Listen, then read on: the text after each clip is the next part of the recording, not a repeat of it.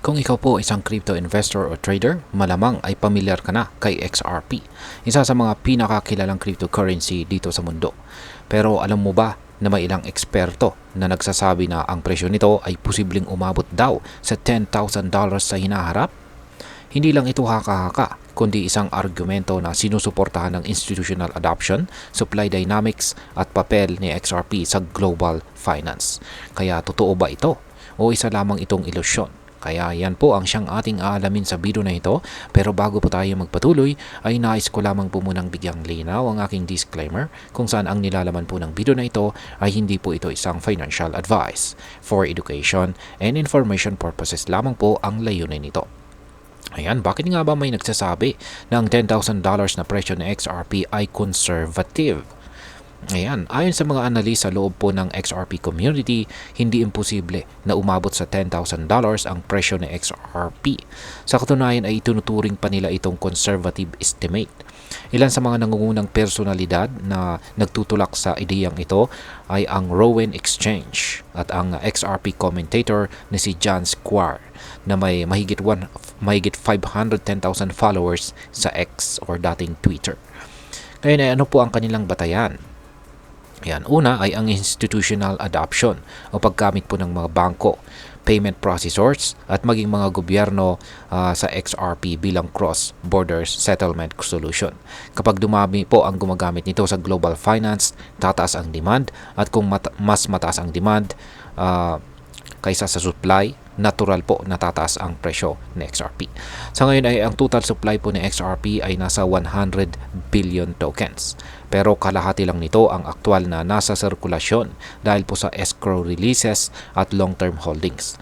Ibig sabihin kung ang mga institution ay magsisimulang mag-hoard o mag-ipon ng XRP para sa liquidity, maaaring magkaroon po ng supply squeeze na siyang magtutulak sa presyo pataas.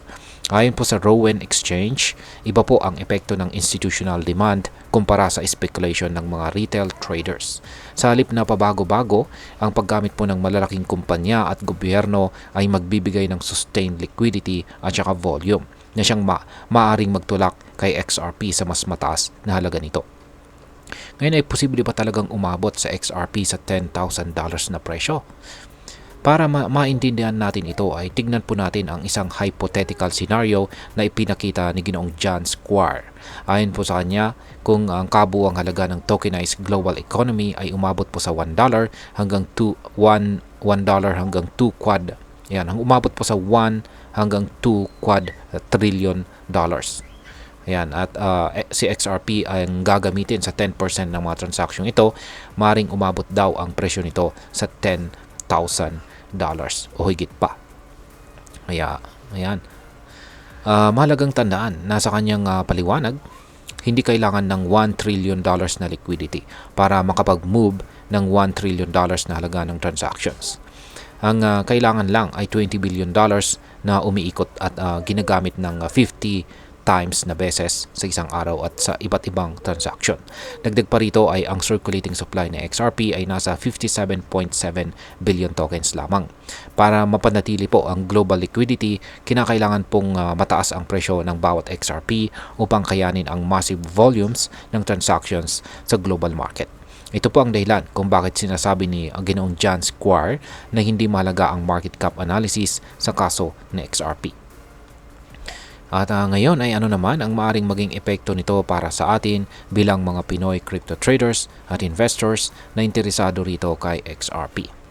Yan, kung totoo po ang mga argumento ng mga eksperto, maaring magkaroon ng napakalaking oportunidad tayo pong mga Pinoy crypto trader at investor ni XRP. Isipin mo na lang kung bumili ka po ng XRP sa presyong $2.76 ngayon, tapos umabot po ito sa $10,000, isa itong potensyal na 362,218% na growth. Isang napakalaking ROI or return on investment na hindi mo basta makikita sa ibang asset. Ngunit syempre, hindi po ito garantisado. Maraming analyst ang nagsasabing wishful thinking lang ito at walang matibay na ebidensya na ganito nga ang mangyayari. Dagdag pa rito ay maraming factors ang maaari pong makaapekto sa presyo ng XRP tulad po ng regulatory issues, competition po sa crypto space at adoption rate ng mga institution. Kaya kung ikaw po ay isang Pinoy investor, Mahalagang gawin ang sariling research at saka risk management bago po mag-invest ng malaki kay XRP o kahit sa anumang cryptocurrency. At laging tandaan, sa crypto may malaking potensyal na kita pero may kaakibat ding malaking risk. At ayan, bilang panghuli ay ano naman ang aking masasabi tungkol dito. Sa lahat ng narinig natin, masasabi kong hindi imposible ang $10,000 na presyo ni XRP. Pero napaka-ambisyoso po nito. Posibleng tumaas po ang presyo ni XRP dahil sa institutional adoption at saka liquidity demand. Pero kung kailan at kung gaano kataas, wala pong makakapagsabi ng sigurado. Kung ang mass adoption ng XRP bilang global liquidity token ay mangyari, maaari pong magkaroon ito ng exponential growth. Ngunit kung hindi ito mangyari sa loob ng susunod na dekada, baka manatili lang ito sa mas mababang range na presyo. At sa kabuuan, nasa investors at traders pa rin ang desisyon kung paano po nila gustong i-manage ang kanilang mga assets. Kaya kung mag-i-invest ka po kay XRP, gawin mo ito ng may maingat na pag-aaral at huwag pong umasa sa hype lamang. At ayan, hanggang dito na lamang po tayo sa video na ito mga ka-crypto. Sana po ay inyong nagustuhan ang aking paliwanag sa video na ito. Kung inyo po itong nagustuhan, pakiclick lamang po ang like button nito. Marami pong salamat sa panonood, ingat po tayo lagi at God bless po sa ating lahat.